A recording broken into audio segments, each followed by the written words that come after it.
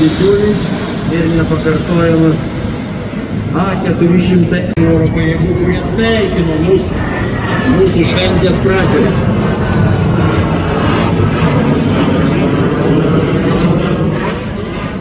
Štai taip, kiek atlikdami šuolius iš didelio aukščio.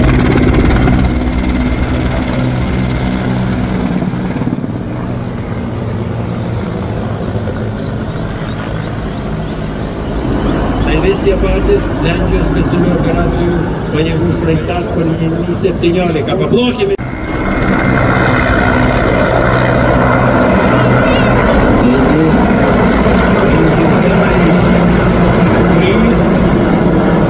Lenkijos specialių operacijų pajėgų sraigtasparniai Mi-17. Paplokime.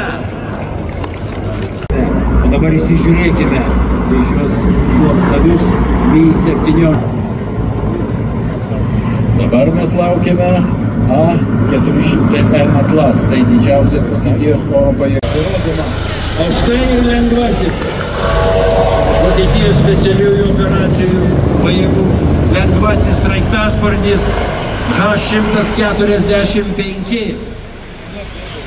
Paplokime, padėkokime, ypatingai tikrus, tai turintis nuostabias galimybės veikti urbanizuotoje teritorijoje.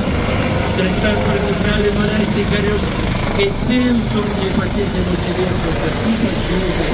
Tai yra vienas svarbiausių faktorių atliekant antiteroristinės vienybės diena. Štai vėliai, tai CH-53, Vokietijos oro pajėgų sunkusis sraigtasparnis. Ypatingai manevringas ir galintis gabenti iki 20 pasirengusių visus operatorių, kurie gali nusileisti tiek virpinius, tiek atlikdami šuolius iš didelio aukščio. Sraigtasparnis pasižymė įspūdingą keliamąją galią ir manevringumą, kurį pavyksta tik nedaugelis pasaulyje operuojančių sraigtasparnių. Tai pasveikinkime, padėkokime Ukrainai. Nuostabus maršas.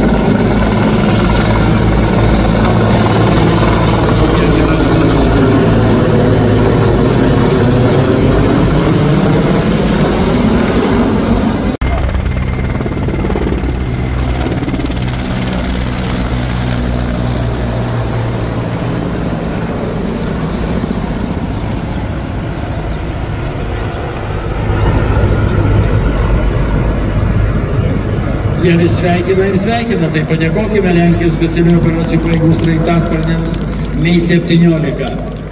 Štai kaip jie skraido